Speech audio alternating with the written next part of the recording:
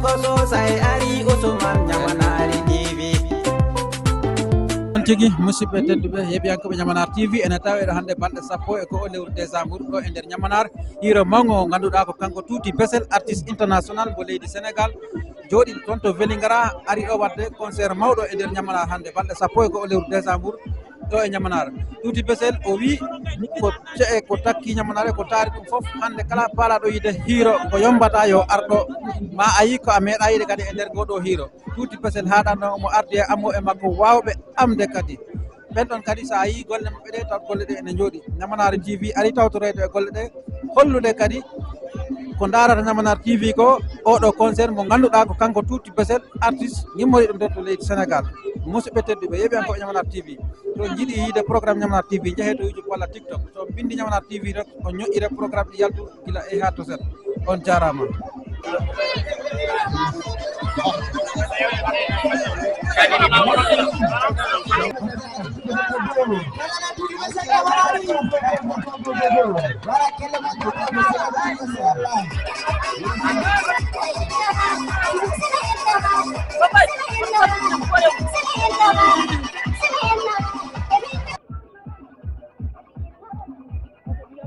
Voilà, ko non tigi eɗen ɗo e 11 décembre 2023 ɗo e nder Ñamanar concert mawɗo mo ganduɗa kanko Tuuti Besel artiste international mo leydi Sénégal. Tuuti Besel santere belɗo dande o yettima joni joni e naale he ɗo e nder Ñamanar hande ala ko yombata. Musidɓe tedduɓe Ñamanar TV e ɓeɗo mbaɗi présenté parce que nous sommes dans le cours avec le Sénégalais, l'artiste international Tuuti Besel. Là, on va parler français pour que les gens de Sénégal, il faut comprendre que nous sommes arrivés dans le Gambie. Voilà. Tuuti Besel, elle est déjà arrivée. O yettima joni joni e nder concert o Tuuti Besel. Hande ala ko yombata ɗo. Na musidɓe tedduɓe Ñamanar TV yata e moɗon Tuuti Besel ara jooɗo joni joni. O waɗa kadi golle makko ɗo e nder Ñamanari. Musidɓe tedduɓe Ñamanar TV yettima joni joni hollude kadi golle mum e wadde golle mum Tuuti Besel e amoɓe makko ɓe yettima joni joni e naale he. Ɗum noon ngare taƴen biyeji moɗon. Tuuti Besel ko artiste international belɗo dande mo ganduɗa ko voix d'or. So we are appreciate to see you here. We are very happy to see you here, Tuuti Besel. Thank you very much. Yeah. Welcome to Ñamanar. Welcome to Ñamanar. Ñamanar TV, nous sommes là. Tuuti Besel. Voilà.